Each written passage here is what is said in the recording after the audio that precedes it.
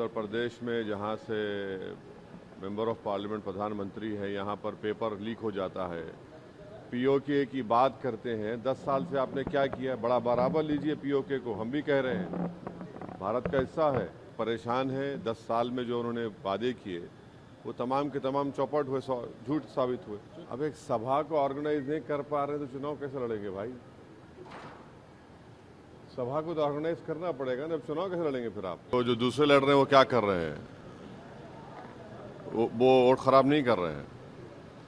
हम पीडीएम बनाए हैं, पीडीएम का हिस्सा है और हमारे ही कैंडिडेट हैं और उनके प्रचार के लिए, उनकी कामयाबी के लिए हम आ रहे हैं। वो काम कर रहे हैं तो अगर किसी को पेट में दर्द हो रहा है तो मैं क्या कर सकता हूँ? मोदी जी कह रहे लगातार कि 400 पार। ये 400 पार अब कहाँ कह रहे हैं? अब 400 कहा प्रयागराज में उन्होंने। हाँ, कभी कभी बोल देते हैं, मगर असल मुद्दा ये है कि पेट्रोल 100 पार हो चुका है। उत्तर प्रदेश में जहाँ से मेंबर ऑफ पार्लियामेंट प्रधानमंत्री है, यहाँ पर पेपर लीक हो जाता है, नौजवान परेशान हैं और प्रधानमंत्री ना मुख्यमंत्री बोलते हैं कि किसकी आत्मा की वजह से पेपर लीक हुआ है।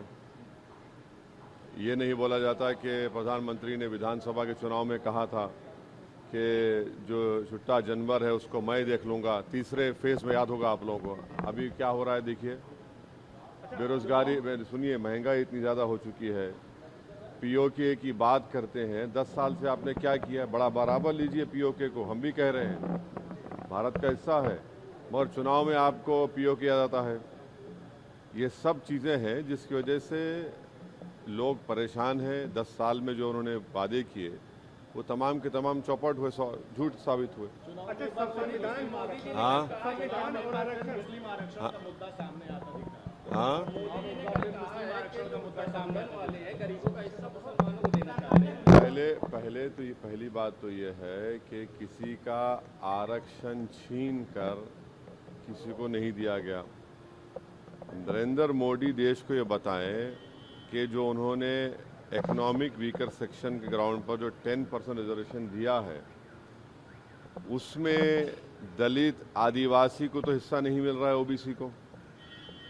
जो आबादी में 20% हिस्सा है उनको आप 10% दे रहे हैं और जो आबादी में 80% हिस्सा है उनको आप 28% पे समेट दिए।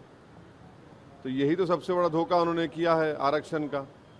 अमित शाह जी ने ये कहा है कि 4 में जिस तरीके की सिचुएशन चल रही है, आपने देखा होगा कि पिछली 4 इंसिडेंट हो चुकी है, बिना भाषण दिए जाना पड़ा है राहुल गांधी और अखिलेश को। क्या हुआ है?